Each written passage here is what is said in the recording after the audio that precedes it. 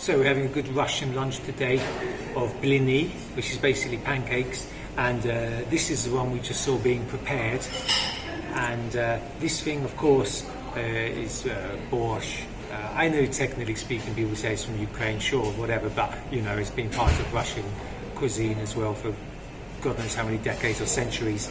And of course, you might recognize this. It's featured in last week's video about odd foods. Now, just because it's odd doesn't necessarily mean it's not tasty or that I don't like it. It's odd, but I like it.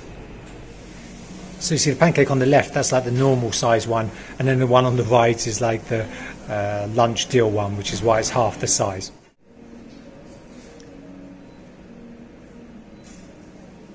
See, I mean, borscht is always tasty. It's basically just cabbage, so on paper it might not sound that tasty, but it is, and you know, make no mistake about it, it's the Russian cuisine as well. Like I say, it's been had here for, you know, centuries probably. There's actually some tasty desserts. You've got the Napoleon, and then you've got this thing here which is called Medovik.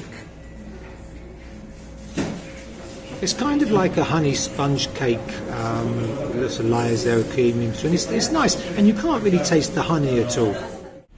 Another tasty thing you can get is called the Ponchik. Well, in St. Petersburg they call it something different, a Pyshka, and you can find them, they're really cheap, and in this place here you can get one for 19 rubles. So a very quick, tasty, cheap snack. So here it is. For some reason they gave it to me in a package, even though I'm going to eat it here. Pyshka eating in St. Petersburg is taken quite seriously, and you see people like loading up plates with loads of them.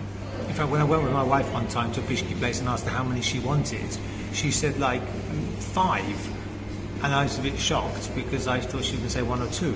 And the woman at the till just looked at me like I was a bit crazy just now, and she looked at me with pity and think that I can only afford 1. But it's because I don't want 5 of them. They're tasty, but you know, 1's enough. So they put some powdered sugar on it. Sometimes I ask for it without, but normally they do. And it's kind of a bit greasy and fatty, but my goodness, it's tasty. I just gone to my local supermarket to do the weekly shop, and I thought I'd bring you along because there's a salad, and it's my favourite salad that I want to show you. I can't do it at home because it's not like a Greek salad or something that you can just prepare in 5 minutes. It takes a long time. I haven't got the know-how to do it anyway. My wife has, but she hasn't got the time. So hopefully we can find it in here today and we can sample some. In last week's episode I covered Buckthorn, the tea and the jam I mentioned about, but they've got some sauce for here as well. You see, great colour, isn't it? And you know, despite the funny smell, I actually find it tasty. I like Buckthorn. Another cool thing about being in these different countries, you get to try different foods you wouldn't try back home. Now, these 2 types of fish, Nalim and Rapushka, I'd never had before I came to Russia, and they're well tasty. Bearing in mind the water generally tastes the same, isn't that a slightly excessive choice? But if not, then don't worry, because it takes up half the shelf opposite as well. Oh my goodness, I've just come across Buckthorn juice. Okay, I'm definitely getting one of those. Now, if the kvass is a little bit too radical for you, then you've got something called Baikal, which is perhaps a bit more like Russian type Coca-Cola. Pretty tasty. So I know a lot of Russians got upset with me last week, but I mean, a lot of the tasty stuff, let's be honest, most of the tasty stuff is imported, or, you know, is a Western product.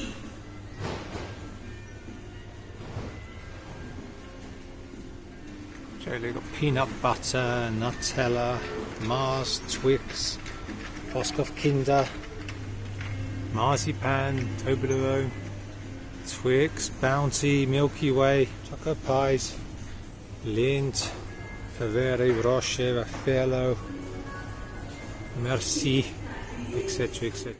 These things are always tasty as well. They're called Oladi, and basically they're like little pancakes.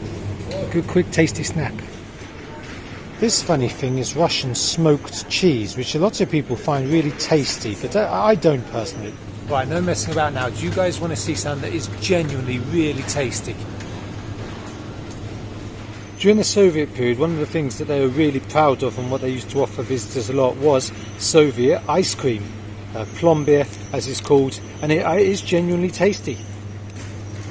Loads of different types and brands to pick from. I mean, yeah, ice cream's ice cream, but yeah, I mean, it's good quality, tasty ice cream. Some of them even come in the old school packaging as well. That's kind of cool. That's interesting. One of my dear viewers from the Balkans said that there they have like a pig feet soup, and there's pig feet here. I'm just wondering if there's such a thing in Russia as well. I've never heard of it, but maybe there is as well. But look, if pig's feet isn't to your liking, well then you can have cow's feet instead. Russian cuisine is famous for its salads. They've got absolutely loads, and this is my favourite. It's called in English something like a herring underneath a woman's fur coat, like that. And the idea is that you've got the topping, which is with beetroot and then boiled carrots, boiled potatoes and everything. That's why it takes quite a long time. You have to boil up all the root vegetables, and then at the end you get a nice surprise. You get at the bottom, you get tasty little bits of herring,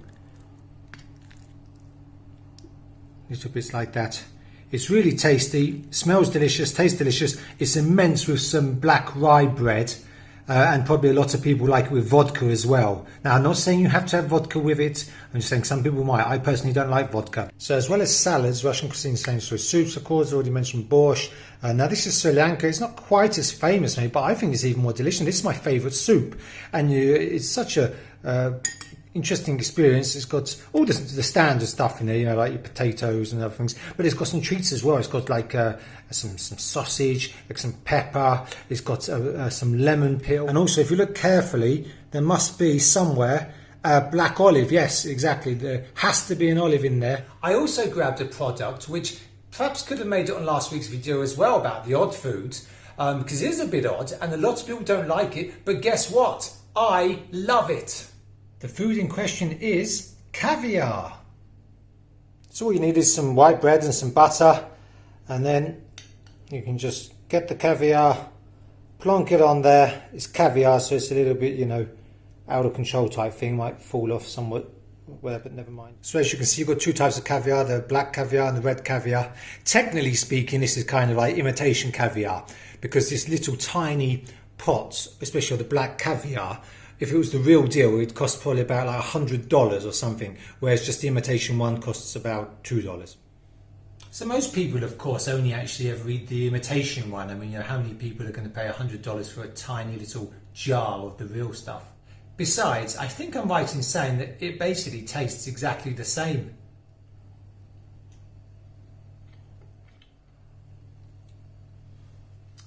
Yeah, taste-wise, I didn't really see a difference, but appearance-wise, it's slightly different. Apart from the colour, the red one, the balls tend to be a little bit bigger.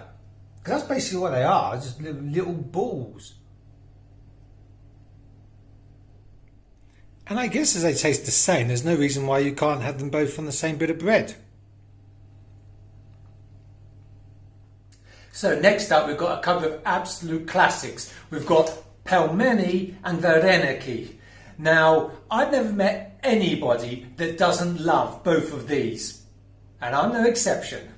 So I've chosen the Pelmeni for lunch. Basically, the only difference is Pelmeni's got little bits of meat in, and Vareniki's got bits of potato or tvorog or something else. Now, Pelmeni's famous for being sort of like a bachelor type food that any doofus can cook. I'm no longer a bachelor, but I am still a doofus. And even I can still cook it. Basically, all we do is just put it in boiling water for 10 minutes, and that's it. Another great thing about pelmeni is that you can add absolutely any condiment you want. Okay, I think these babies are ready.